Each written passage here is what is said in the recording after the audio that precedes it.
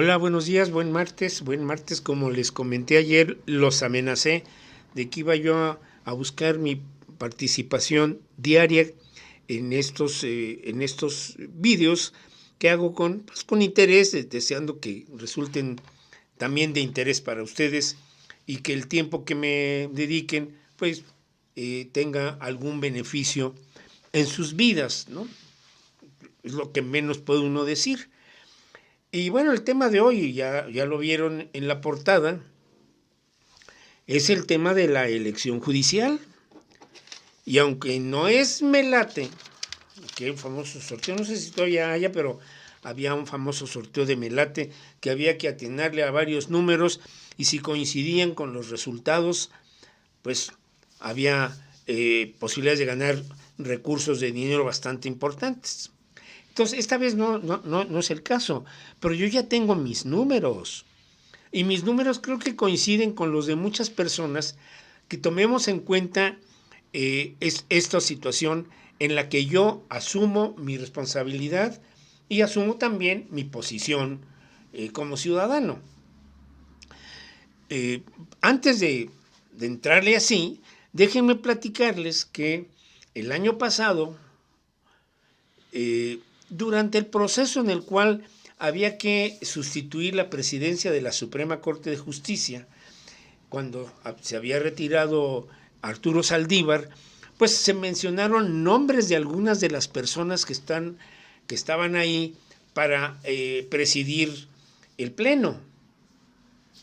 Y bueno, apareció Yasmín Esquivel, que de inmediato fue atacada, combatida, acusada de plagio, que finalmente resultó que no lo era, y que bueno, que se mencionaba a Norma Piña, que ya se sabía que había sido una trayectoria de magistrada pues bastante mediocre, pero estaba apoyada por ciertos intereses.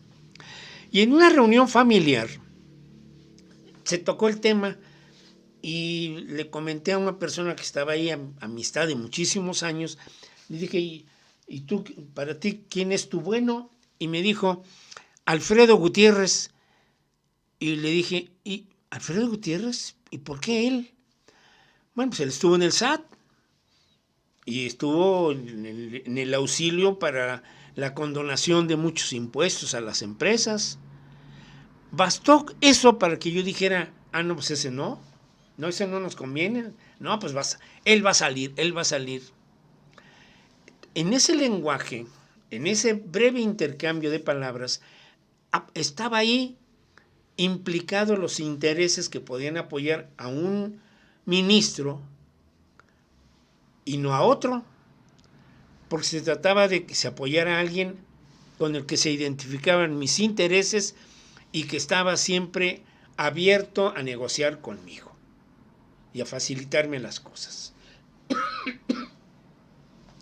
Bueno, entonces, en el caso de ahora del proceso para ministros, la elección judicial, así le decimos, elección judicial, pues aparecen los candidatos. Yo les recomiendo que busquen ustedes una página, está en el internet, se llama Conózcalos o Conócelos, creo que está en las dos formas. Aparece la lista de los que van a participar para los distintos puestos en esta reforma al Poder Judicial. Se van y llegan otros, algunos que ya están y que se van a lanzar para ser reelegidos. Si obtienen el voto popular, pues volverán a ocupar sus lugares. Pero ese es el terreno. Son muchos, son muchísimos. No se trata de un presidente y 64 senadores y no. Aquí son muchos. Hay que estar muy atento a las listas. Yo voy a hablar de la lista de ministros. ¿Por qué? Porque es del fuero federal y nos corresponde a todos estar atentos a estos nombres. Y quiero decirles que yo, ¿por qué los veo? Porque así como ocurrió con la anécdota que les cuento, yo me pregunto, bueno, ¿quién es? Fulanito de tal. o fulanita de tal. Entonces, en el Conócelos se pueden ver sus antecedentes, dónde estudió, qué trabajos ha tenido, cuáles han sido sus logros, cuál es su actividad profesional como litigante, ha estado en la representación social. Esto es bien importante. Y yo les voy a poner más simplemente un ejemplo. No es lo mismo ser egresado de la Universidad Nacional Autónoma de México, la Facultad de Derecho, que la Escuela Libre de Derecho. Que en la Escuela Libre de Derecho, que es una escuela de tendencia a la derecha, han salido magníficos elementos que se ponen en el terreno de los intereses de la izquierda, si hablamos de cuestiones así de orientación. Y no es lo mismo hablar de tal universidad, o del ITAM, o de la Universidad Anáhuac, o la Universidad Panamericana, porque si uno ve en esas universidades hay intereses de la Iglesia Católica, y la Iglesia Católica tiene sus reservas respecto a cómo está organizado el statu quo. Entonces ahí hay que ver, si yo salgo de esta escuela y pues tengo la influencia de este marco ideológico, cultural, moral y ético, pues seguramente esto va a ser determinante en mi vida profesional. Yo en Mexicali hace muchos años hice un diseño de oficinas para unos 2 jóvenes contadores que abrían su despacho de asesoría fiscal y contable. Entonces, uno era egresado de la Universidad Autónoma de Baja California, el otro era egresado del CETIS, que sería así como el TEC de Monterrey. Bueno, los 2 juntos eran agua y aceite. Sin embargo, tenían una cosa que los hermanaba, y por eso decidieron trabajar juntos. El propósito de ser buenos asesores, buenos consultores fiscales y contables, pero entre ellos había una diferencia notable en la manera de entender no el negocio de la contabilidad, sino los intereses que se movían para negociar las reducciones de impuestos. Ahí está. Eso va a pasar. Aquí en el caso de lo que estamos viendo de la elección judicial, y ya lo mencioné, es muy importante que tengan en cuenta que ser abogados es un requisito indispensable para poder postularse. Ser abogados con un magnífico promedio en su carrera universitaria, que si tienen maestrías o doctorados, pues deben acreditarlo con las pruebas y las evidencias que así lo sostengan. Y después la trayectoria profesional, trabajó en este lugar, trabajó en este otro, cuáles son sus vínculos en el mundo de los negocios y cuáles son sus vínculos en el mundo de la política, porque todo eso hay que tomarlo en cuenta. Yo lo tomo en cuenta, pero bueno, pues soy yo, y yo digo, bueno, esta persona me parece que está bien por esto y esto y esto. No me voy a poner aquí yo a decirles todos sus perfiles y todos sus antecedentes, pero son los nombres que yo voy a mencionar, que están en mi portada, que si quieren regresar y si los quieren anotar, como en el Melate, a lo mejor le atino y me gano una feria, pero si no, pues no.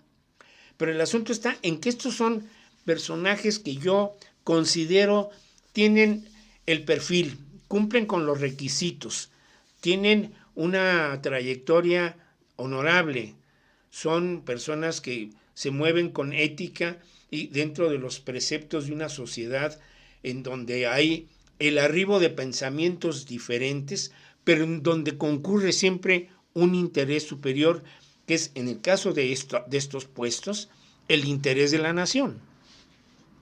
Entonces, aquí voy con redoble de tambores como en el circo,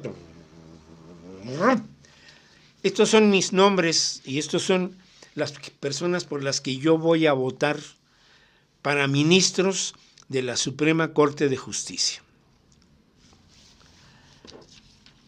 El nombre y el número con el que aparece en el listado, para que es importante ver el número. Acuérdense que es como el MELAT. Ana María Ibarra, número 17. Soy así como de...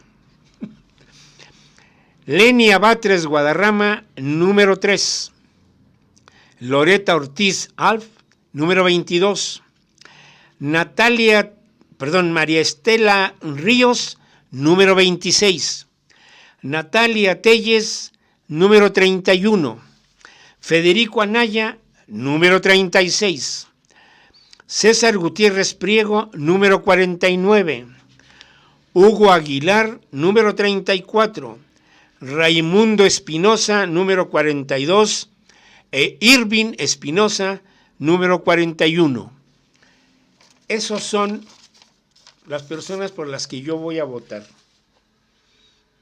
Espero que tenga yo éxito, porque creo que ellos merecen una oportunidad y que son, como ya lo digo, personas que tienen un antecedente que los vincula con los intereses de la sociedad más que de las oligarquías. Eso es bien importante. Voy a regresar a algo por donde empecé cuando mencioné a Yasmín Esquivel, porque ella no aparece en mi lista y ya no aparece en la de muchas personas. Porque con el incidente de Salinas Pliego, ella votó en contra de la participación de Lenia Batres para que se declarara la obligatoriedad de Salinas Pliego y de su grupo Electra de pagar los montones de millones de pesos de adeudo fiscal que tiene pendientes desde el 2008 y que ministros van, ministros vienen y a todos los va corrompiendo y a todos los va como acercando al redil para que sigan protegiendo sus intereses. Y cuando Yasmín Esquivel, a mí me sorprendió, porque me dijo, Yasmín Esquivel votó en contra. Dije, ¿pero cómo? Si las tres, Lenia, Loreta y Yasmín, eran como el ejemplo de tres ministras que estuvieron a favor de la reforma judicial, a favor del relevo, a favor de ya evitar más argucias legales y de que se determinara que la Suprema Corte decía, bueno, ya hasta aquí llegué, vamos adelante ya, porque habían puesto muchos. Y ellas tres, ¿por qué cambió Yasmín? No lo sé, no lo entiendo.